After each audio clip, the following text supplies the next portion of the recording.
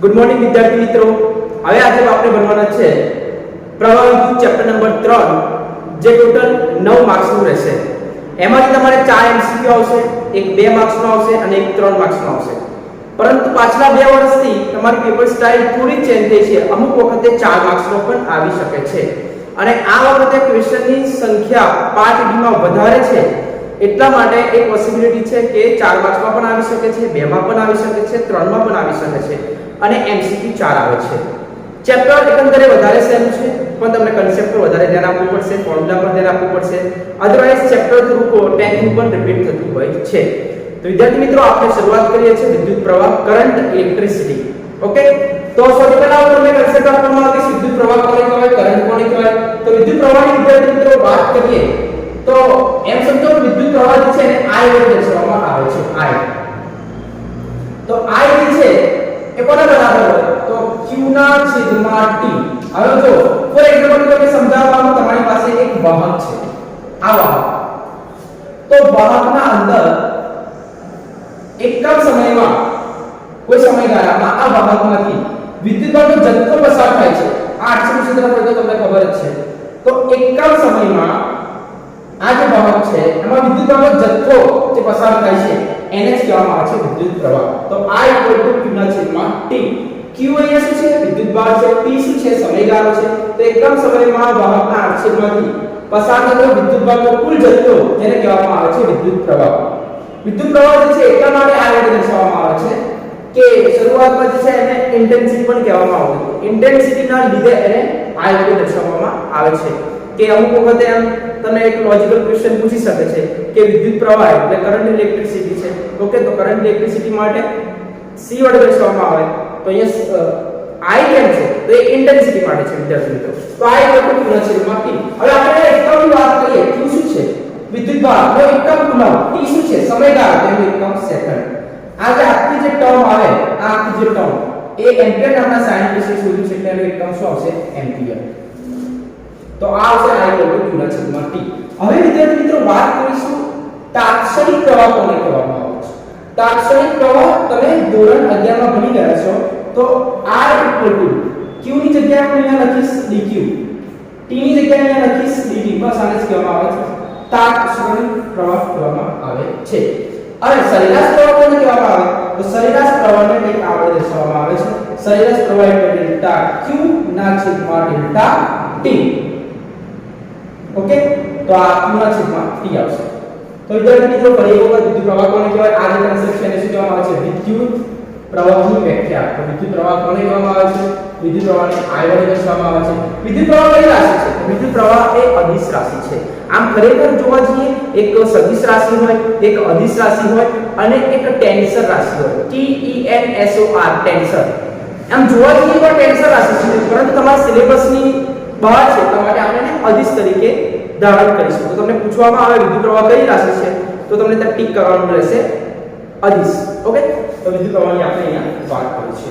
આના માટે વિદ્યાર્થી મિત્રો MCQ આવે છે. હવે MCQ કેવી રીતે આવે છે? પાછલા વર્ષોમાં 2018-19 માં ક્વેશ્ચન રિપીટ થયો છે. 20 માં નથી આવ્યો, કદાચ 17-18 માં ક્વેશ્ચન રિપીટ થયો છે. કેવી રીતે હું તમને બતાવું છું. તમને એક્ઝામ્પલ આપેલું હશે Q. વિદ્યાર્થી મિત્રો Q આપેલું છે. હવે Q ની તમે વાત કરો તો ધારો કે Q ની કિંમત છે 3t² + 2t + 1. હવે તમને આપેલું અને તમને એવું કહે કે t બરાબર 2 સેકન્ડ. t બરાબર 2 સેકન્ડ. તમને મેળવવાનું હોય I. તો કેવી રીતે મેળવશો?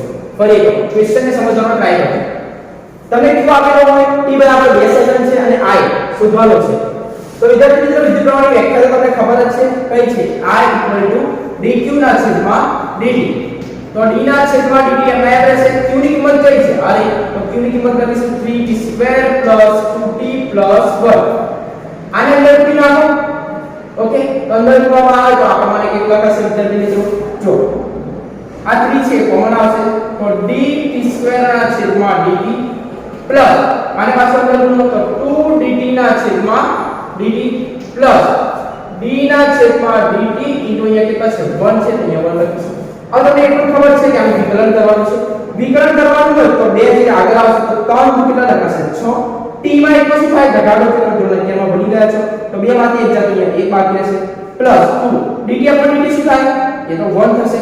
અને અચળ સાથે કોઈનું વિકલન હોય હંમેશા શું થાય છે શૂન્ય થાય છે એનો મતલબ આ છે જવાબ તમારો 6t + 2 હવે મિત્રો t બરાબર કેટલા આપેલા છે t બરાબર 2 સેકન્ડ છે તો એ 6 છે આ t જગ્યાએ 2 મૂકીશું અને આ +2 તો 6 તો કેટલા થાય 12 + 2 એટલે લખાશે 14 અને વિદ્યુત પ્રવાહનો એકમ શું આવે એમ્પિયર તો આ ખાસ યાદ રાખજો આ ટાઈપના ગમે તે તમને આપી શકે છે હવે એવું પણ આપી શકે કદાચ તમને કે તમને અહીંયા r આપેલો છે r આપેલો r સમથિંગ 2 આપેલો ઓકે 2 ઓહમ અને એવું પૂછે v શોધી કાઢો તો યાર લખી શકાય v = i એટલે તમને બાદમાં બતાવું ચાલો ફોર્મ્યુલા તો તમને ખબર જ છે કે i આવ્યું અને r પણ આપેલો છે એટલે તમે v અહીંયા ઈઝીલી મેળવી શકશો તો વિદ્યાર્થી મિત્રો આ એક છે કન્સેપ્ટ જે ખાસ ધ્યાન રાખવા જેવી બાબત છે મોસ્ટ આઈએમપી છે અને આ MCQ માં આવે છે ઓકે તો આ યાદ રાખવાની જરૂર છે હવે બીજો કન્સેપ્ટ આપણે અહીંયા ભણવાના છે વિદ્યુત પ્રવાહ ઘનતા કોને કહેવામાં આવે છે તો વિદ્યુત પ્રવાહ ઘનતા યાદ રાખો તો પ્રવાહ ઘનતા કોને કહેવામાં આવે છે આ તો વિદ્યુત પ્રવાહ હવે આપણે જોઈશું પ્રવાહ ઘનતા તો એને કહેવામાં આવે છે કરંટ ડેન્સિટી એટલે પ્રવાહ ઘનતા એને g વડે દર્શાવવામાં આવે છે અને આ જે છે એ સદિશ રાશિ છે યાદ રાખો આમાં શું પૂછાય છે તો આમાં એક એકમ પૂછાતો હોય છે કે પ્રવાહ ઘનતાનો એકમ ખાલી જગ્યા છે તો વિદ્યાર્થી મિત્રો વિદ્યુત પ્રવાહ ઘનતાને g વડે દર્શાવવામાં આવે છે એક વસ્તુ યાદ રાખવાની છે કે આ વાહક છે વાહકમાંથી પસાર થતો વિદ્યુત પ્રવાહ પહેલા ચાર્જ પસાર થાય છે અને શું પસાર થશે વિદ્યુત પ્રવાહ અને એનું આંતરિક ક્ષેત્રફળ a આની લંબાઈ a આનું ક્ષેત્રફળ આની પહોળાઈ કેટલી હશે લંબાઈ ગુણ્યા પહોળાઈ ક્ષેત્રફળ તો યાદ રાખો આપણે આંતરિક ક્ષેત્રફળમાંથી એકમ સમયમાં સોરી કોઈ વિદ્યાર્થી મિત્રો કોઈ આંતરિક ક્ષેત્રફળમાંથી આ વિદ્યાર્થી મિત્રો પ્રવાહ ઘનતા કોને કહેવાય તો પ્રવાહ ઘનતા એટલે I ના છેદમાં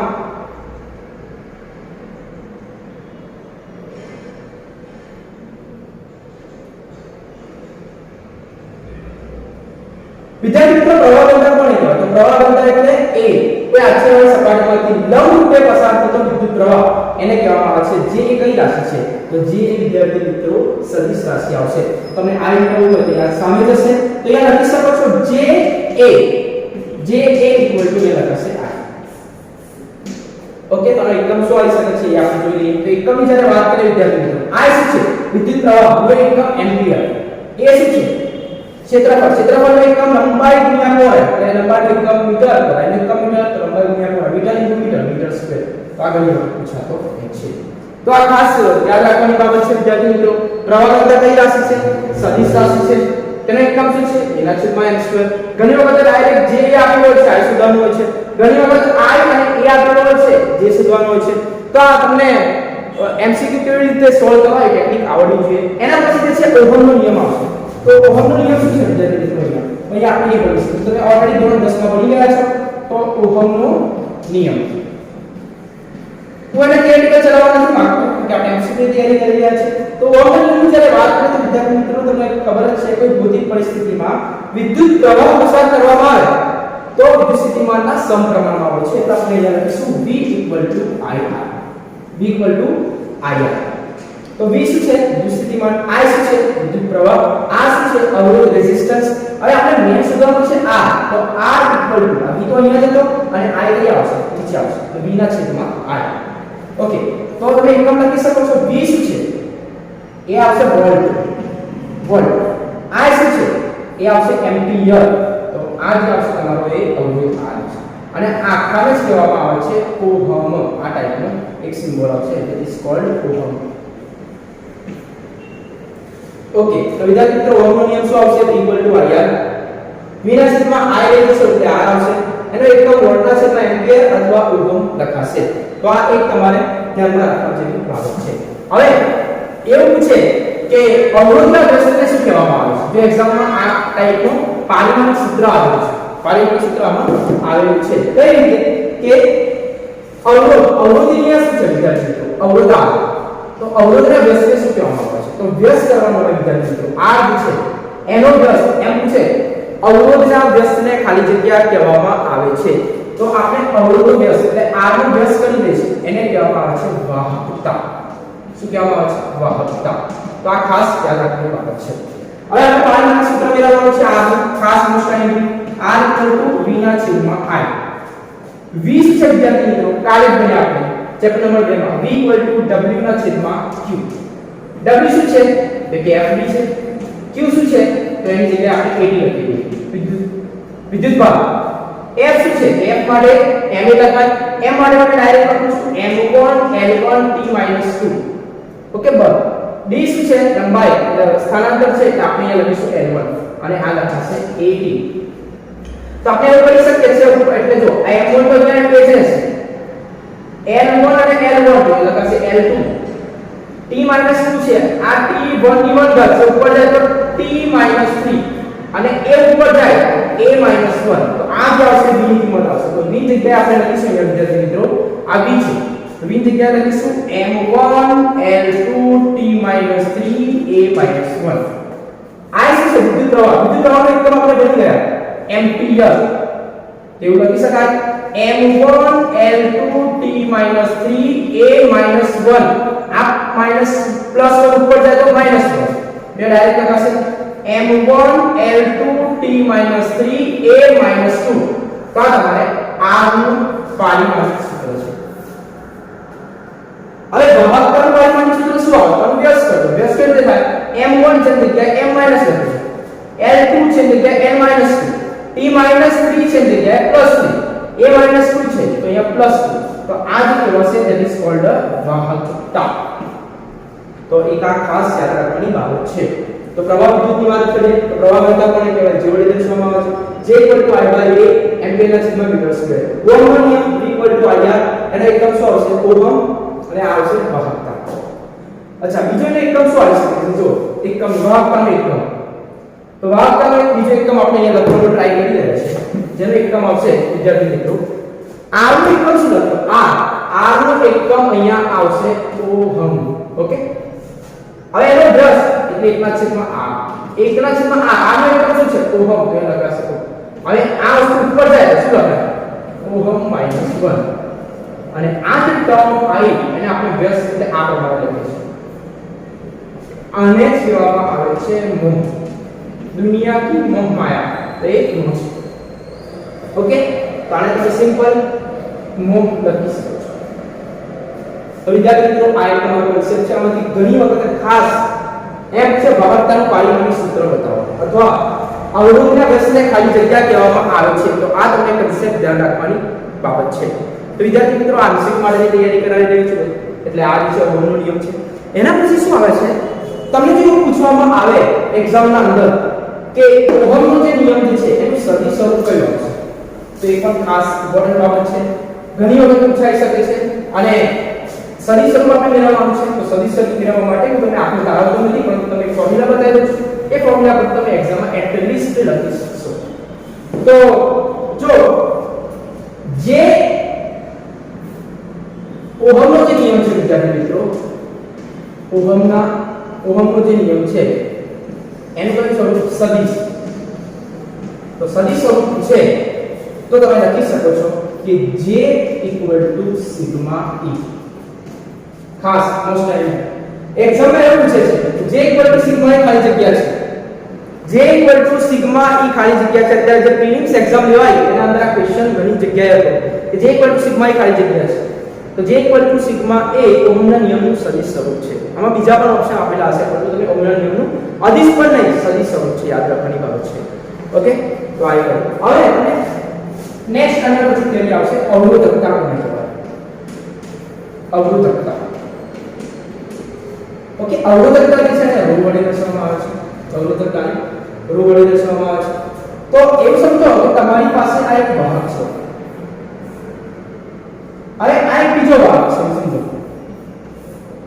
તો આ એક વાહક છે આ બીજો વાહક છે આની લંબાઈ કેટલી છે l છે આની કેટલી કોઈ લંબાઈ છે ધારો કે આની બી કોઈ લંબાઈ છે તો આ વાહક છે લંબાઈ કોઈ છે આ બીજો વાહક છે તો બંનેમાં શું છે ફેરફાર છે એટલે આનો આ લંબાઈ l છે આની લંબાઈ આના કરતા વધારે છે એનો મતલબ કઈ વસ્તુ પર આધાર રાખે છે જ્યારે સીધી વાત છે કે આની લંબાઈ કોઈ l છે આના કરતા આની વધારે છે ક્ષેત્રફળમાં ફરક પડશે ક્ષેત્રફળ આનું કોઈ a છે અને આનું કોઈ a છે એમ સમજો તો યાદ રાખો આ બેનો અવરોધ કેવી રીતે નક્કી થશે તો અવરોધ એ પ્રમાણે નક્કી થશે બંનેમાં r કોમન આવશે r ચલે છે કોના પર આધાર રાખે છે લંબાઈ l બીજું કોના પર આધાર રાખે છે ક્ષેત્રફળના વ્યસ્ત પ્રમાણમાં તો વાહકનો અવરોધ એ લંબાઈના સમપ્રમાણમાં અને ક્ષેત્રફળના વ્યસ્ત પ્રમાણમાં હોય છે પરિબળ આ વાહક છે તમારી પાસે વાહકનો અવરોધની લંબાઈના સમપ્રમાણમાં ક્ષેત્રફળના વ્યસ્ત પ્રમાણમાં હોય હવે હું શું કરીશ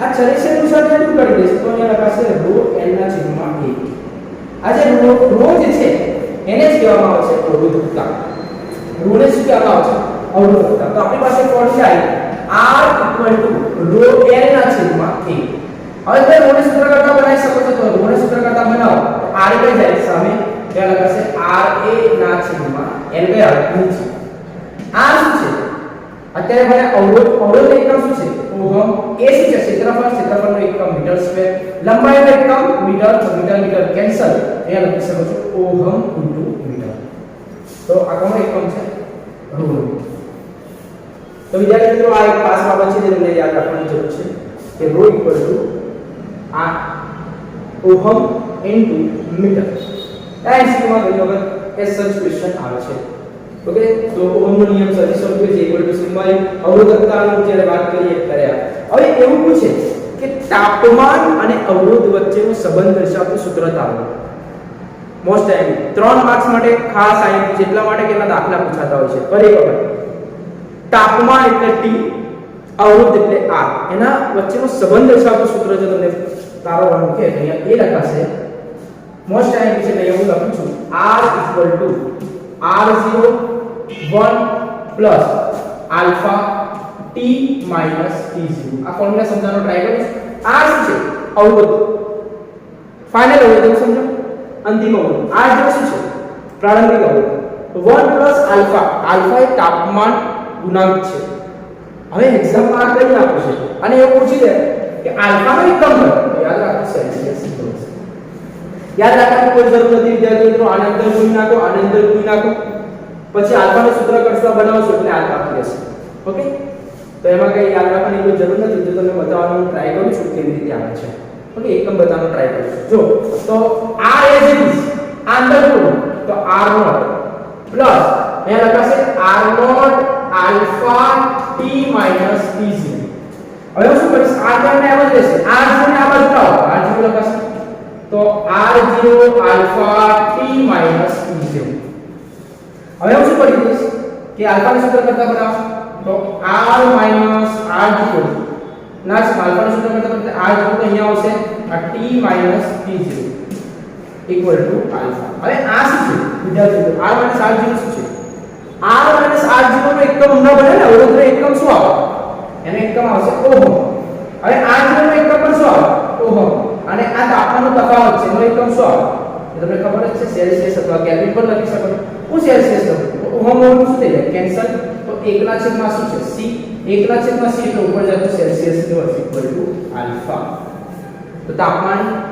ગુણાંકનો એકમ આલ્ફાનો એકમ પૂછી શકે છે એક્ઝામમાં તો આ ખાસ બાબત છે યાદ રાખવા જેવી અને આના પરથી દાખલા ખાસ સ્વાધ્યાયના દાખલા તમે કરી શકો છો સ્વાધ્યાયના દાખલા અને ખાસ ઇમ્પોર્ટન્ટ વસ્તુ જો કોઈને ફિઝિક્સનો આઈએમપી જોઈતું હોય તો મારી ટેલિગ્રામ ચેનલ છે ટેલિગ્રામ ચેનલ પર સલમાન જવા લખશો તો આવી જશે અને જો ના આવે તો મને કોમેન્ટ સેક્શનમાં લખી શકો છો તમને આઈએમપી મોકલીશ તમે 2 માર્ક્સ 3 માર્ક્સ 4 માર્ક્સ અને એમસીક્યુ ઇમ્પોર્ટન્ટ કાઢ્યું છે એમાંથી ઓલમોસ્ટ ક્વેશ્ચન આવવાના ચાન્સ મેક્સિમમ રહેલા છે એમ સમજો 95% ચાન્સ રહેલા છે તેની ક્વેશ્ચન આવી શકશે તો કોઈને આઈએમપી જોઈએ તો મને ત્યાં મેસેજ કરી શકો છો અથવા કોમેન્ટ નીચે લખી દેજો તો હું ત્યાં ટેગ કરી દઈશ અથવા જે વિડિયો જે છે એની ડિસ્ક્રિપ્શનમાં પણ તમને મળી જશે ઓકે તો આ પ્રમાણે કંઈક આવશે અને આ ખાસ આ કરીને જજો પડે આના પછી દાખલા સ્વાધ્યાયમાં ઘણા બધા આપેલા છે ઉદાહરણમાં પણ એક આપેલા છે પરંતુ સ્વાધ્યાયમાં 4-5 આપેલા છે ત્યાંથી તમે આ સોલ્વ કરી શકો છો ઓકે તો વિદ્યાર્થી મિત્રો આ તમારી એક વાત હતી કે અવરોધકતા નેક્સ્ટ આપણે જેની વાત કરીશું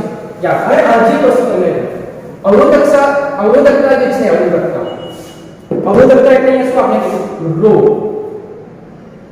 આ રો જે વ્યસ્ત છે ફરી એક વખત રો જે છે રો નું વ્યસ્ત 1/2 એને કહેવામાં આવે છે સિગ્મા વાહકતા આને શું કહેવામાં આવે છે વાહકતા એકલા છેદમાં સિગ્મા ને શું કહેવામાં આવે છે વાહકતા તો આપણે તમે યાદ રાખી શકો છો હવે નેક્સ્ટ પોઈન્ટ તરફ જઈએ જ્યારે આપણે તો ડ્રિફ્ટ વેગ કોને કહેવામાં આવે છે તો ડ્રિફ્ટ વેગ પરથી તમને દાખલા આવી શકે છે, એમસીક્યુ પણ ઇવન આવી શકે છે, તો આ ખાસ યાદ રાખવાની જરૂર છે. જો ડ્રિફ્ટ વેગનો તમને કન્સેપ્ટ સમજવાનો ટ્રાય કરું છું કે પહેલા સૌથી પહેલા આપણે યાદ રાખીશું કે ડ્રિફ્ટ વેગ કોને કહેવામાં આવે છે. ડ્રિફ્ટ અને અહીંયા લખાશે વેગ, જેનો ડ્રિફ્ટ વેગ એટલે v અને ડ્રિફ્ટ એટલે અહીંયા d તરીકે ડિનોટ કરું છું, તો d. તો એવું માનીને ચાલો કે તમારી પાસે એક વાહક છે. આ વાહકના અંદર તમને ખબર છે શું હોય, ઇલેક્ટ્રોન હોય, મુક્ત ઇલેક્ટ્રોન લઈ આવો તો આ ઇલેક્ટ્રોન અહીં હશે અને એક ઇલેક્ટ્રોન અહીં હશે, તો આ A પોઈન્ટ છે અને આ B પોઈન્ટ છે. તો એવું સમજો કે વિદ્યુત ક્ષેત્ર આપતો નથી. આ જે વાહક છે એનો ઇલેક્ટ્રોન અહીંયા છે, એક B એટલે આ ઇલેક્ટ્રોન છે મેં નામ આપી દીધું A અને B. હવે એમાં વિદ્યુત ક્ષેત્ર આપતો નથી ત્યારે તેની દિશા એમ સમજો કે કોઈ રેન્ડમ છે, અસ્તવ્યસ્ત છે. જ્યારે વિદ્યુત ક્ષેત્ર આપવામાં આવે, શું આપવામાં આવે? વિદ્યુત ક્ષેત્ર. જો વિદ્યુત ક્ષેત્ર આપવામાં આવે તો એની દિશા ધારો કે આ બી જગ્યાએ વિદેશ થઈ જાય. બસ આને જ કહેવામાં આવે છે ડ્રિફ્ટ વેગ. ફરી વખત અહીંયા શું છે લખાણ લખો વેક્ટર લખો કેવી રીતે લખાશે? વિદ્યુત ક્ષેત્રની ગેરહાજરીમાં ઇલેક્ટ્રોનનો વેગ a થી b હોય છે. જ્યારે વિદ્યુત ક્ષેત્ર આપવામાં આવે છે તો તેનો વેગ b થી વિદેશ થઈ જાય છે. એટલે b થી વિદેશમાં વિરુદ્ધ દિશામાં શું થાય છે? સ્થાનાંતર. વિરુદ્ધ દિશામાં એટલા માટે કે અહીંયા એક ઘર્ષણ બળ લાગશે. ફોર એક્ઝામ્પલ આપણે કોઈ જગ્યાએ એક્સિડન્ટ થાય અને જે તમે જોયું હશે તો ઘસાઈ ગયા હશે, તો રોડ કંઈક આ પ્રમાણે છે અને આપણો જે હાથ છે કંઈક આ પ્રમાણે, તો અહીંયા ડ્રિફ્ટ થાય છે એ પ્રમાણે છે. તો અહીંયા પણ આ જ્યારે વિદ્યુત ક્ષેત્ર આપવામાં આવે તો તેનો દિશા b થી વિદેશ થાય એટલે સ્થાનાંતર થાય છે. આ વિરુદ્ધ દિશામાં થયેલા સ્થાનાંતરને ડ્રિફ્ટ વેગ કહેવામાં આવે છે. ઓકે, તો આ ખાસ યાદ રાખવાની બાબત છે ડ્રિફ્ટ વેગ. એનો એકમ શું છે આપણે પછી આપણે કરાવીએ. ઓકે, તો વિદ્યાર્થી મિત્રો આ ખાસ યાદ રાખવાની બાબત છે. બીજોમાં શું યાદ રાખવાની બાબત છે? જ્યારે વિદ્યુત ક્ષેત્ર આપવામાં ના આવે તેની ગતિ કેવી હોય છે? અસ્તવ્યસ્ત, એટલે ગમે તે દિશામાં રેન્ડમ. હું તમને એક એક્ઝામ્પલ આપું. ધારો કે તમે ક્લાસમાં છો અને સર હજુ બનાવવા નથી આવ્યા, તો તમે રેન્ડમલી વાતો કરતા હશો, પણ જેવા સર ક્લાસમાં આવશે તો તમારું જે એક્ટિવિટી એકદમ એક્ટિવ થઈ જશે. ઓકે, બસ એ જ વસ્તુ છે અહીંયા પણ. તો વિદ્યાર્થી મિત્રો યાદ રાખો, વિરુદ્ધ દિશામાં થયેલા સ્થાનાંતરને શું કહેવામાં આવે છે? ડ્રિફ્ટ વેગ. અને b થી વિદેશ જાય એ વખતે જે સમય લાગશે એને કહેવામાં આવે છે રિલેક્સેશન સમય, જેને ટાઉ વડે દર્શાવવામાં આવે છે. ટાઉ, t સિમ્પલ, રિલેક્સેશન સમય. ક્યારે? આખાને b થી વિદેશ દિશામાં જે સ્થાનાંતર થશે તે વખતનો જે સમયગાળો છે તેને શું કહેવામાં આવે છે? રિલેક્સેશન સમય. ખબર પડે છે? ફોર એક્ઝામ્પલ તમને કહું કે ક્લાસમાં છો, તમે મસ્તી કરી રહ્યા છો, જેવા સર આયા તે વખતે તમારું એકદમ શાંત વાતાવરણ થઈ જશે. તો જેવા સર એન્ટર થયા ત્યાર પછીનો જે સમયગાળો છે એને કહેવામાં આવે છે રિલેક્સેશન સમય. ઓકે, એના માટે જો ફોર્મ્યુલા કરવાની ટ્રાય નથી કરતો, એમસીક્યુ તૈયારી કરાવું છું, તો VD નું ફોર્મ્યુલા શું આવશે? તો VD = અહીંયા લખાશે -EET/m. તાન એક ફોર્મ્યુલા આવશે. કઈથી આવે છે? તો એ મોટી કોઈ અલગ વસ્તુ છે. એ કઈથી આવશે? V = V0 + a. તો v ની જગ્યાએ આપણે લખશું VD. શરૂઆતમાં વેગ 0 થઈ જાય. પ્લસ a શું છે? તો એ તો આપણે તમને ખબર છે પ્રવેગ છે. હવે તમને ખબર છે E = F/q. તો EQ બરાબર શું લખાશે? F આ ચેપ્ટર નંબર 1 આપણે એમને લખો EQ. F બરાબર શું લખાય? ma. એને સૂત્ર કરતા બનાવો તો શું લખાશે? EQ/m = a. તો આપણે અહીંયા જ્યાં પણ a દેખાય ત્યાં EQ ના.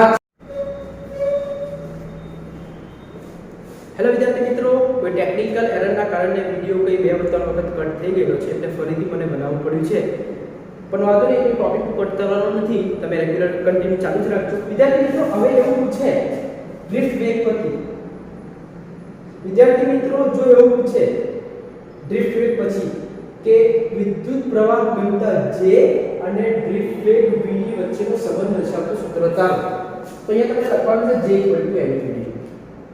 હવે તમને ખબર છે J શું છે? તો મેં પ્રવાહ ઘનતા ચલાવી દીધું I/σ.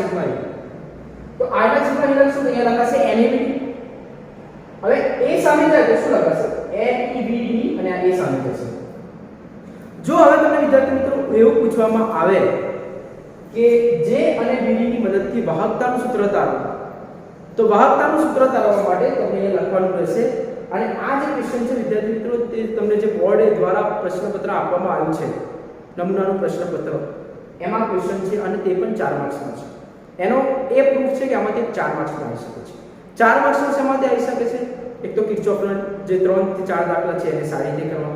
પછી r = r01 + α t - t0 ના દાખલા 4 5 છે સ્વાધ્યાયમાં એ કરી જવા. એના પછી એક આ કરી જવા σ = n²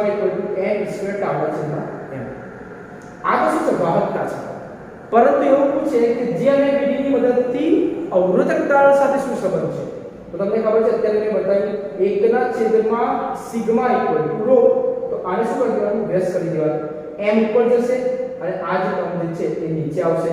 તો વિદ્યાર્થી મિત્રો એ તમે લખી શકો છો m/n² આ આવશે n². હવે વિદ્યાર્થી મિત્રો નેક્સ્ટ કન્સેપ્ટ જે આવે છે મોબિલિટી નો આવે છે. તો મોબિલિટી જ્યારે આપણે વાત કરીએ તો આ પાછલા વર્ષમાં 2 માર્ક્સમાં સૌથી વધારે પૂછાયેલો ક્વેશ્ચન છે આ ચેપ્ટરનો. 2 માર્ક્સની જ્યારે આપણે અહીંયા વાત કરીએ તો 2020 માં પણ આવેલું છે અને કદાચ 2000 માં પણ આવેલું છે કે 19 માં આવેલું છે. તો આમાં એસ ચાન્સ આવવા કરતી ઓછા છે પરંતુ રિસ્ક લેવું સારી બાબત નથી. સમજો તો મોબિલિટી કરીને જવાનું માટે એટલું મોટું કોઈ રિસ્ક નથી. તો મોબિલિટીની જ્યારે વાત કરીએ તો એટલીસ્ટ એકમ તો કરીને જવાનું. એકમ આવી શકે છે અથવા મારી ક્ષેત્ર આવી શકે છે. તો યાદ રાખો કે જ્યારે તમે વિદ્યુત ક્ષેત્ર આપવાથી કેટલું ડ્રિફ્ટ વેગ ઉત્પન્ન થાય. વિદ્યુત ક્ષેત્ર આપવાથી કેટલું ડ્રિફ્ટ વેગ ઉત્પન્ન થાય તો vd ના છેદમાં એને શું કહેવામાં આવે છે? મોબિલિટી. vd શું છે? ડ્રિફ્ટ વેગ. વેગનો એકમ શું લખાય? વેગ એટલે મીટરના છેદમાં સેકન્ડ, મીટર/સેકન્ડ. તો લખાશે મીટર/સેકન્ડ, મીટર/સેકન્ડ ms - એ શું છે? વિદ્યુત ક્ષેત્ર. વિદ્યુત ક્ષેત્ર માટે શું લખાય? E = F/q. F શું છે? ન્યૂટન. q શું છે? વિદ્યુતભાર કુલમ્બ. આ ઉપર જાય તો mc - 1 લખાશે. હવે તમને ખબર છે ડ્રિફ્ટ વેગની ફોર્મ્યુલા હતી vd = -e/m. તો vd ને અહીંયા જ રાખીશ. e જે આવશે નીચે આવી જશે તો vd ના છેદમાં e. તો જે બાકી રહેશે એને લખીશ. e શું છે? વિદ્યુતભારનો એકમ લખાશે. t શું છે? રિલેક્સેશન સમય તેનો સમયગાળો એનો એકમ લખાશે સમય સેકન્ડ. અને m શું છે? દળ માસ છે એટલે એકમ લખાશે કિલોગ્રામ. બસ તમારો મોબિલિટીનો કન્સેપ્ટ થશે. વ્યાખ્યામાં પૂછે તો આ પ્રમાણે લખી શકો છો એકમ વિદ્યુત ક્ષેત્ર દીઠ ઉત્પન્ન થતા ડ્રિફ્ટ વેગને મોબિલિટી કહેવામાં છે. આ એકમ એકમ છે એટલે કે એકમ આવશે. આ એકમ સૌથી વધારે પૂછાયેલું છે. હવે આવશે વિદ્યુત પાવર. જૂલનો નિયમ. જૂલનો નિયમ કઈ એપ્લાય થાય છે? તમને ખબર છે આપણા ઘરમાં જે વિદ્યુત પ્રવાહ આવે છે એના લીધે શું તાર હોય છે એ તાર શું થાય છે? ગરમ થાય છે. આપણા ઘરમાં ઇસ્ત્રી કરે છે તો જેમ જેમ સમય થાય તો એ શું થાય છે? ગરમ થાય છે. તો આ જે છે ઉષ્મા વેડફાય છે. અવરોધના લીધે શું થશે? ઉષ્માનો વ્યય થાય છે. એને જ કહેવામાં આવે છે જૂલનો નિયમ. જૂલના નિયમ માટેની ફોર્મ્યુલા p = i² છે. હવે આ તમે કઈ બની ગયા છો એટલે તમે આખું વર્ષ બદલો પણ MCQ માટે તૈયારી કરાવું છું તો ડાયરેક્ટ લખું છું p = i²r. v = શું લખાય? અહીંયા ir છે તો v ના છેદમાં r નીચે આવે ત્યાં i લખાશે. જ્યાં પણ i દેખાય એટલે v ના છેદમાં r લખીશું તો v ના છેદમાં આખા વર્ગ. તો v નો વર્ગ v² લખ્યું, r નો વર્ગ r² લખ્યું, બિંદુ r તો કેન્સલ થઈ જશે. તો વિદ્યાર્થી મિત્રો જે બાકી રહેશે એટલે v² ના છેદમાં r થશે. એ જ પ્રમાણે પાછું p = i² અહીંયા લખીશ. p શું છે? પાવર. પાવર આપણે અત્યારમાં બની ગયા છે. પાવર એટલે કાર્યના છેદમાં સમય. ચેપ્ટર નંબર 6 કાર્યના છેદમાં સમય. કાર્ય ઊર્જાની પાવર કાર્યના છેદમાં સમય. એ લખી દઈશું કાર્યના છેદમાં સમય. તો p સામે જાય તો i² r v. હવે એવું પૂછવામાં આવે કે નીચેનામાંથી કયો નિયમ ઓહમિક લોસની વ્યાખ્યા આપે છે? યાદ રાખો જૂલનો નિયમ. વિદ્યુત પાવર જે છે એને જ કહેવામાં આવે છે ઓહમિક લોસ. તો એક્ચ્યુઅલી થોડું સેટઅપમાં પ્રોબ્લેમ આવ્યો એટલા માટે મેં આટલું સમજાવ્યું. પછી મને ખબર પડી કે વિડિયો તો બંધ છે. તો વિદ્યાર્થી મિત્રો આ ઓલરેડી મેં ચર્ચા છે સારી રીતે તૈયારી કરો. એના પછીનો જે ટોપિક છે એ અવરોધોનું શ્રેણી અને સમાંતર જોડાણ. વિદ્યાર્થી મિત્રો હવે આપણે બનવાના છે અવરોધોનું શ્રેણી અને સમાંતર જોડાણ. અવરોધોની શ્રેણી અને સમાંતર જોડાણ પાછલા વર્ષોમાં આ ચેપ્ટરમાંથી એક મોબિલિટી પછી સૌથી વધારે પૂછાયેલો ટોપિક છે અને આમાંથી દાખલા પણ આવતા હોય છે. લાઈક તમે જો ફોર્મ્યુલા ખબર હોય શ્રેણી અને સમાંતરનું તમે ઈઝીલી આમાંથી દાખલા ગણી શકશો. તો વિદ્યાર્થી મિત્રો આ કામની ફોર્મ્યુલા છે પરંતુ આપણે MCQ માટે યુઝ કરી રહ્યા છે એટલા માટે હું તમને ટિપ્સ પણ આપું છું કે આ 2 માર્ક્સમાં પણ કદાચ આવી શકે છે. તો અવરોધોની શ્રેણીની વાત કરીશું તો અવરોધોનું શ્રેણી જોડાણ. સૌથી પહેલા યાદ રાખો આપણે ભણીએ છીએ અવરોધોનું શ્રેણી જોડાણ. તો શ્રેણી જોડાણની જ્યારે આપણે વાત કરવામાં આવે યાદ રાખવાની એ જરૂર છે કે આપણે આકૃતિ દોરીશું. શ્રેણીમાં હોય એટલે કે આ પ્રમાણે જોઈન કરવાનું છે. અહીંયા એક બેટરી આવશે. પ્લસ અને માઈનસ, આ જે આવશે પ્લસ અને આવશે માઈનસ, એને આપણે અહીંયા જોઈન્ટ કરવામાં આવશે. આ જે આવશે વિદ્યાર્થી મિત્રો R1, આ જે આવશે R2, આ જે આવશે R3. યાદ રાખો વિદ્યાર્થી મિત્રો, જ્યારે આપણે શ્રેણીની વાત કરતા હોય તો અહીંયા કઈ વસ્તુ કોમન છે? બે વચ્ચેનો તફાવત પૂછવાની જ્યારે વાત આવે, જો બે વચ્ચેનો તફાવત પૂછે કે અવરોધોનું શ્રેણી જોડાણ અને અવરોધોનું સમાંતર જોડાણ શું છે, તો સૌથી પહેલા વિદ્યાર્થી મિત્રો વાત કરીશ અવરોધોનું શ્રેણી જોડાણ છે. તો શ્રેણી જોડાણમાં હંમેશા યાદ રાખો I જે હશે એ સમાન હશે. કેવો હશે? I કેવો હશે? સમાન. તો આ વોલ્ટેજ છે, બેટરી છે V, આમાંથી વિદ્યુત પ્રવાહ જશે, અહીંયા જશે, એટલે વિદ્યુત પ્રવાહ સમાન વહન થશે. તો અવરોધોનું શ્રેણી જોડાણ હોય એ વખતે આપણે એવું લખી શકીએ છીએ. કઈ વસ્તુ અલગ છે? R1 R2 R3 આ તો અવરોધો છે. I સમાન છે તો શું અલગ હશે? V અલગ હશે, V જુદો જુદો હશે. તો વિદ્યાર્થી મિત્રો અવરોધોનું શ્રેણી જોડાણ છે તો તમારી પાસે ફોર્મ્યુલા આવવું જોઈએ R R1 R2 R3. જો 3 હોય તો 3 આવશે અને જો n રહેલા હોય તો અહીંયા લખાશે R. ઓકે, તો આ આવશે. હવે એક્ઝામ્પલ પૂછે અવરોધોનું શ્રેણી જોડાણમાં શું તફાવત છે, સમાંતરમાં શું તફાવત છે, તો તમે લઈ શકો છો અહીંયા કે I જે સમાન છે, V કેવો હોય છે? જુદો જુદો છે. ધારો કે અહીંયા V1 હશે, અહીંયા V2 હશે, અહીંયા V3 હશે, તો એનો અવરોધ R1 R2 અને R3. હવે આપણે વાત કરીશું સમાંતર જોડાણ. તો અહીંયા લખીશું અવરોધોનું સમાંતર જોડાણ. તો વિદ્યાર્થી મિત્રો સમાંતરની જ્યારે વાત કરવામાં આવે તો ફિગર કેવી યાદ રાખીશું? એ વસ્તુ યાદ રાખો કે આપણે એક આ પોઈન્ટ ફિક્સ કરી દેવાનું, આ એક બીજો પોઈન્ટ છે. અહીંથી આપણે અવરોધ કરવાના છે. તો એક અવરોધ તમારે અહીંયા આવશે, બીજો અવરોધ જે આવશે તમારે અહીંયા આવશે, ત્રીજો અવરોધ જે આવશે એ કંઈક આ પ્રમાણે આવશે. ઓકે, અને આને કંઈક આ પ્રમાણે આપણે જોઈન્ટ કરવાનું રહેશે. ઓકે, અને અહીંયાથી આપણે જોઈન્ટ કરવામાં આવે વોલ્ટેજ V, તો આપણી પાસે પ્લસ અને આ માઈનસ V વોલ્ટેજ. આનો અવરોધ આવશે વિદ્યાર્થી મિત્રો R1, આનો અવરોધ આવશે R2 અને આનો અવરોધ આવશે R3. ઓકે, તો અહીંયા શું થશે વિદ્યાર્થી મિત્રો? V સમાન હશે. V કેવો હશે? સમાન. જેવી રીતે અહીંયા કોણ સમાન છે? I. અહીંયા શું સમાન હશે? V સમાન હશે. કઈ વસ્તુ અલગ હશે? તો I અલગ હશે.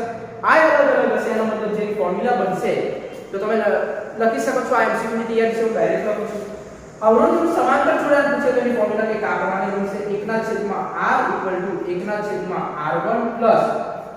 1/r2 + 1/r3. તો આ એક તમારી જે ફોર્મ્યુલા બનશે લાસ્ટમાં. તો અવરોધનું શ્રેણી પૂછે તો r = r1 + r2 + r3. અવરોધનું સમાંતર પૂછે તો r = 1/r1 + 1/r2 + 1/r3. આ સૂત્રનો ઉપયોગ કરવામાં આવે છે. હવે નેક્સ્ટ પોઈન્ટ જે છે પોટેન્શિયોમીટર. તો હવે વિદ્યાર્થી મિત્રો આપણે પોટેન્શિયોમીટરની વાત કરીશું.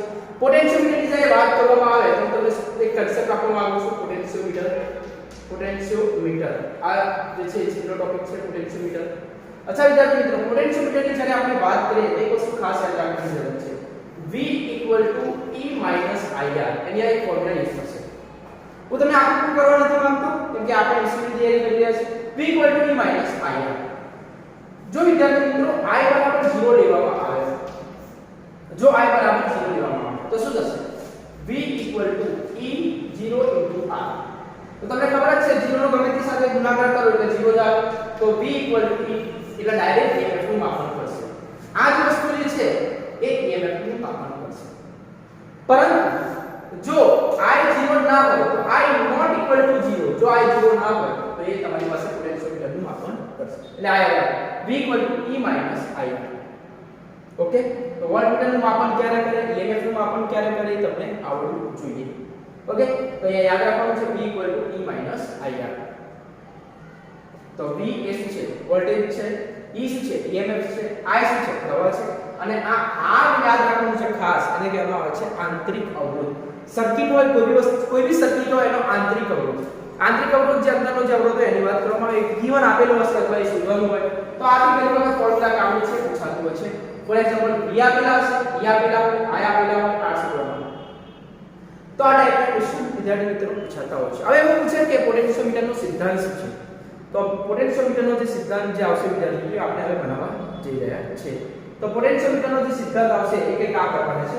તમને ખબર છે પોટેન્શિયોમીટર એ શું છે? એ કોના પર આધાર રાખે છે? તો તમને યાદ હોય તો તેની લંબાઈ પર આધાર રાખે છે. કોની લંબાઈ? તારની લંબાઈ.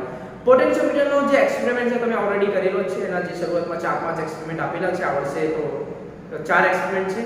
તો પોટેન્શિયોમીટરના જે એક્સપેરિમેન્ટ છે તાર દ્વારા આપણે ચોકીની મદદથી આપણે અવરોધ માપન કરતા હોઈએ છીએ. બસ એ જ વસ્તુ છે. તો એના માટેની વાત છે કોના પર ડિપેન્ડ કરે છે? મેન એ તાર પર ડિપેન્ડ કરે છે. તો એની ફોર્મ્યુલા છે E ચલે છે L. બસ આ છે પોટેન્શિયોમીટરનો સિદ્ધાંત આવશે. હવે ચલે છે નિશાનને દૂર કરી દો, ત્યાં લખી દઈશું phi L. અને આ phi છે તમને ખબર છે વોલ્ટેજ ડ્રોપ છે. ઓકે, વોલ્ટેજ ડ્રોપ તો equal to phi L છે. તો વિદ્યાર્થી મિત્રો આ ફોર્મ્યુલા જે છે E ચલે છે L equal to phi L. તો આને જ કહેવામાં આવે છે પોટેન્શિયોમીટરનો સિદ્ધાંત.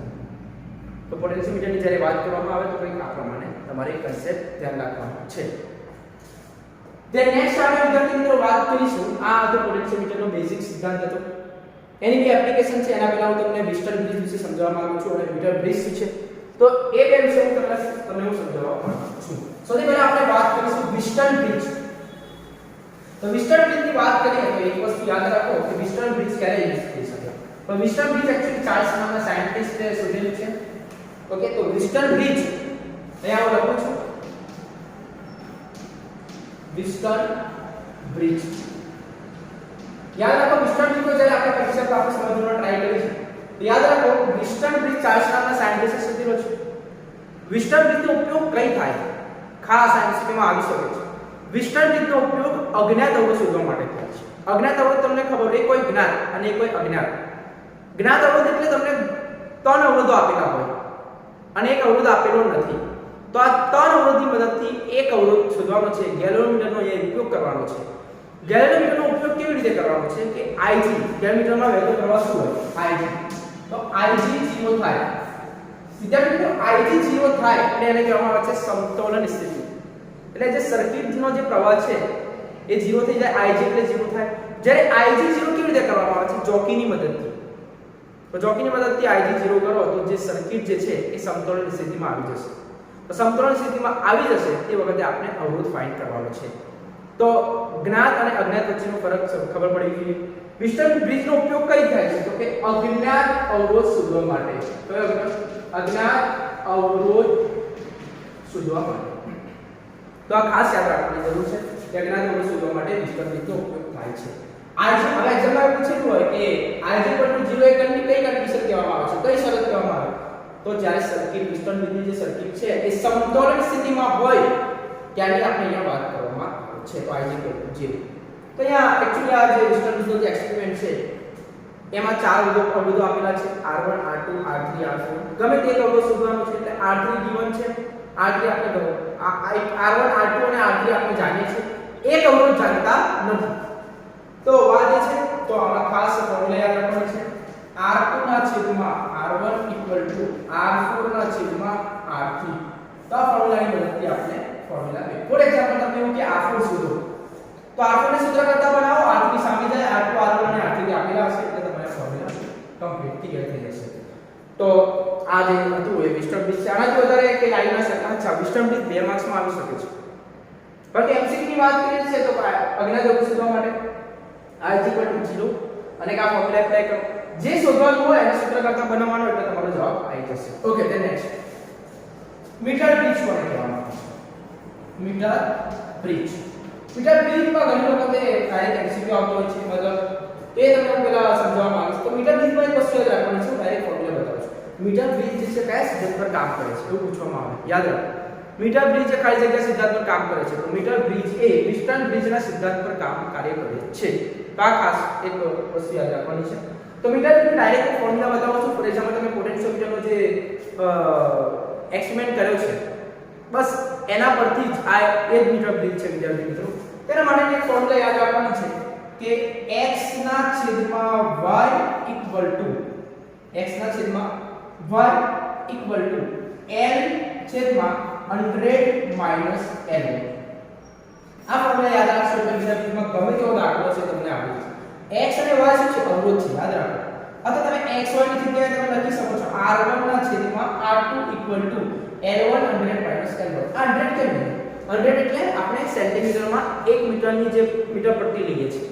तो मीटर ने सेंटीमीटर में કેટલું છે 1 મીટર = 100 સેન્ટીમીટર તો 100 માઈનસ L1 ને બાદ કરવાના છે આ બધા કન્સેપ્ટ માં ના કરો આ યાદ રાખો ફોર્મ્યુલા મીટર બીટ નો જ્યાં શબ્દ વાપરે એટલે તમે આ ફોર્મ્યુલા યુઝ કરવાનો ઘણી વખત એક્ઝામમાં શું હોય છે x અને y આપેલા હોય એને સૂત્ર કરતા બનાવવાનું તમે મેળવી શકો છો ઘણી વખત એવું હોય કે કોઈ એક અવરોધ શોધવા હોય x અને y અવરોધો છે યાદ રાખજો તો એક આ ફોર્મ્યુલા ખાસ તમારા માટે ઇમ્પોર્ટન્ટ છે હવે વાત એ છે કે પોટેન્શિયોમીટર મેં તમને કીધું કે v = e - ir I ને 0 कर दो तो v = e EMF નું માપન કરે અને જો I ને 0 ના કરો તે તમારે પોટેન્શિયોમીટર નો સિદ્ધાંત આપશે E ચલે છે L આ પોટેન્શિયોમીટર નો સિદ્ધાંત છે ઓકે ધેન અહીંયા તમે લખી શકો છો E ચલે છે L જે છે તો E ના છેદમાં L લઈ આવો E ના છેદમાં L એમ બી પૂછી શકે છે કે ફાઈવ એકમ બતાવો વોલ્ટેજ ડ્રોપ નો એકમ શું છે તમે બતાવી શકો છો વિદ્યાર્થી મિત્રો હવે નેક્સ્ટ આપણે વાત કરીશું આના ઉપયોગો તો પોટેન્શિયોમીટર જે છે આપણે આની જ વાત કરો આના ઉપયોગ એનો ઉપયોગ કઈ થશે સૌથી પહેલો ઉપયોગ તમે અહીંયા યાદ રાખવાની જરૂર છે કે બે EMF હોય એની સરખામણી માટે થાય છે કોની સરખામણી માટે તમને બે EMF હોય એની સરખામણી માટે એની એક સિમ્પલ ફોર્મ્યુલા છે E1 ના છેદમાં E2 ફોર એક્ઝામ્પલ અહીંયા યાદ રાખો આ જો તમારી પાસે છે E = 5L અને પહેલા માટે શું લખાય E1 = 5L1 બીજા માટે બે તમારી EMF હોય તો 5L2 અને એક નામ આપી દો અને બે નામ આપી દો સમીકરણ નંબર 1/2 કર દો 1/2 કરો એટલે તમારે 5 શું થઈ જાય કેન્સલ થઈ જાય તો E1 ના છેદમાં E2 = L1 ના છેદમાં L2 એટલે તમારે એક ફોર્મ્યુલા તો આ ખાસ એક્ઝામમાં શું આપેલું હોય E2 આપેલું હશે L1 આપેલું હશે L2 આપેલું હશે અને E1 શોધવાનું ગમે તે હોય યાદ રાખો મેં તમને ફોર્મ્યુલા ખબર હોવું જોઈએ જે શોધવાનું છે એને સૂત્ર કરતા બનાવતા આવડવું જોઈએ ઓકે એના પછી છેલ્લો પોઈન્ટ જે બાકી છે આપણે એનું નામ છે ઉપયોગમાં પોટેન્શિયોમીટરનો ઉપયોગ પૂછે એમાં ઓલું પૂછે કે પોટેન્શિયોમીટરના સિદ્ધાંતની મદદથી આંતરિક અવરોધ શોધવાનું છે આંતરિક અવરોધને કોના વડે દર્શાવવામાં આવે છે સ્મોલ r એક વસ્તુ યાદ રાખો તેના માટે એક ફોર્મ્યુલા છે સ્મોલ r L1 ના છેદમાં L2 - 1 ફરી વખત માઉસ ટાઈમ થિયરી છે આ અને આ ત્રણ માર્ક્સમાં પૂછવાના ચાન્સ છે આ બે માંથી એક આવવાના ચાન્સ છે એટલે આને સારી રીતે કરજો હું એમસીક્યુ ની વાત નથી કરતો 3 માર્ક્સની વાત કરું છું આ બંને થિયરીને સારી રીતે કરજો પોટેન્શિયોમીટર આખું જે છે કન્સેપ્ટ આખો કરી નાખજો કિર્ચોફનો નિયમ ને કરી દેજો R = I0 + alpha t - t0 વાળા દાખલા એને કરી દેજો આટલું કરશો તમે એટલે તમારે ઓલમોસ્ટ એમ સમજો કે 4 માર્ક્સમાં આવવાની શક્યતા આમાંથી રહેલી છે કિર્ચોફના દાખલા કરવાની જરૂર છે ઓકે તો કિર્ચોફનો તમને નિયમ ખબર જ છે કિર્ચોફના બે નિયમો છે એ બે છેલ્લો પોઈન્ટ બાકી છે એટલે બતાવી દઉં છું એના પછી આપણે ઓલમોસ્ટ બધા પોઈન્ટ કવર કરેલા છે તો વિદ્યાર્થી મિત્રો આ કરશે કે આપણે જેમ છે R = L1 ના છેદમાં L2 - 1 આ શું છે આંતરિક અવરોધ છે જે આપેલો છે L1 અને L2 શું છે લંબાઈ છે એ તમે કદાચ આપેલી હશે ઓકે એ આપેલી હશે ઓકે તો આ ત્રણ માર્ક્સમાં કરી શકો છો એમસીક્યુ માટેની આ ટિપ્સ છે ખાસ કિર્ચોફના બે નિયમો છે એક તો છે KCL કિર્ચોફ કરંટ લો કિર્ચોફનો કરંટનો નિયમ વિદ્યુત પ્રવાહનો નિયમ એટલે જંક્શનનો આને કહેવામાં આવે છે જંક્શનનો નિયમ તો નિયમ કહેવામાં આવે છે જંક્શનનો ઓકે તો એમસીક્યુ માટેની ટિપ્સ આપું છું એકદમ શોર્ટમાં બતાવવાનો ટ્રાય કરીશ જે તમારા માટે ખાસ ઇમ્પોર્ટન્ટ છે એટલું KCL એ જંક્શનનો નિયમ છે આમાં એક વસ્તુ યાદ રાખવાની છે સિગ્મા I = 0 થાય છે સિગ્મા I = 0 થાય છે સિગ્મા I = 0 નો મતલબ શું થાય કે તમારી પાસે જે જંક્શન છે એના બધા બિંદુઓ આગળ વિદ્યુત પ્રવાહનો બેઝિક સરવાળો 0 થાય છે જંક્શન તમારે એક આપેલું છે જંક્શન કોને કહેવાય એ તમે કદાચ બની ગયા હશે તો મને ડીપમાં ડિસ્કસ નહીં કરતો બીકોઝ આપણી પાસે એમસીક્યુ માટે તૈયારી કરી છે ઓકે તો એને અવોઇડ કરું છું જંક્શન કોને કહેવાય પરંતુ જંક્શનની જ્યારે વાત કરવામાં આવે તો KCL યાદ રાખો KCL નો નિયમ જંક્શનનો કિર્ચોફનો જે પહેલો નિયમ છે એ જંક્શનનો નિયમ છે સિગ્મા શું છે એનું સ્ટેટમેન્ટ શું આવે કે જંક્શનના બધા બિંદુઓ પાસે વિદ્યુત પ્રવાહનો બેઝિક સરવાળો 0 થાય છે તમને એક્ઝામમાં પૂછવામાં આવે કે કિર્ચોફનો પહેલો નિયમ એ ખાલી જગ્યા નિયમ છે તો યાદ રાખો કિર્ચોફનો પહેલો નિયમ જે છે એ વિદ્યુતભારના સંરક્ષણનો નિયમની સાબિતી આપે છે ફરી એક વખત વિદ્યુતભારના સંરક્ષણના નિયમની વાત કરો એટલે KCL અને બીજો જે નિયમ જે છે એ KVL છે, કિર્ચોફ વોલ્ટેજ લો. આ જે છે એ લૂપનો નિયમ આવશે. કોનો નિયમ આવશે? લૂપનો નિયમ. તો યાદ રાખો લૂપનો નિયમ છે એટલે અહીંયા લખું છું લૂપનો નિયમ. તો KVL એ કોનો નિયમ છે? લૂપનો નિયમ. હવે અહીંયા લખવામાં આવે છે V sigma IR. Simple V IR. Okay, voltage ની વાત કરવામાં V IR. આગળ યાદ રાખવાની કોઈ જરૂર નથી વિદ્યાર્થી મિત્રો. યાદ રાખવાનું છે કિર્ચોફનો પહેલો નિયમ જે છે એ વિદ્યુતભારના સંરક્ષણનો નિયમ આપે છે અને કિર્ચોફનો જે બીજો નિયમ જે છે એ ઊર્જા સંરક્ષણનો નિયમ પૂરો પાડે છે. આટલી વસ્તુ ખાસ યાદ રાખવાની જરૂર છે. ઓકે, તો first of all KCL Kirchhoff current law junction sigma 0 અને આ Q શું છે? વિદ્યુતભારના સંરક્ષણનો નિયમ. એ પ્રમાણે KVL એ લૂપનો નિયમ છે અને V IR સિગ્મા IR અને આગળનો નિયમ પૂરો પાડે છે ઊર્જા સંરક્ષણનો નિયમ પૂરો પાડે છે. તો આટલું આઈ હોપ કે આમાંથી તમારે MCQ આવવાના ચાન્સ છે.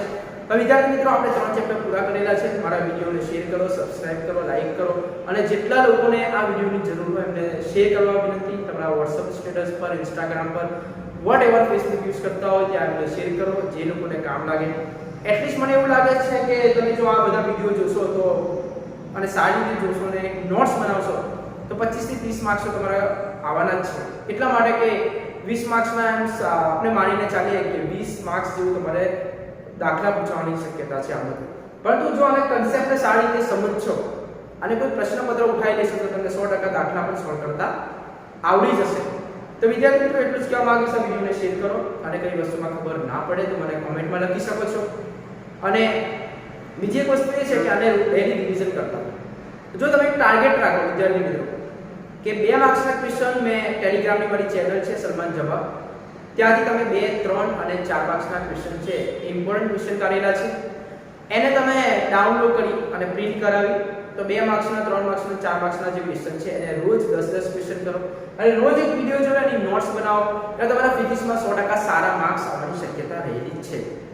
ફિઝિક્સમાં સારા માર્ક્સ લાવવા માટે આ જ ટીપ છે કે ડેલી 10-15 ક્વેશ્ચન કરો અને રોજ એક વિડિયો જોઈ લો તો તમારા માટે ધેટ ઇઝ ઇનફ.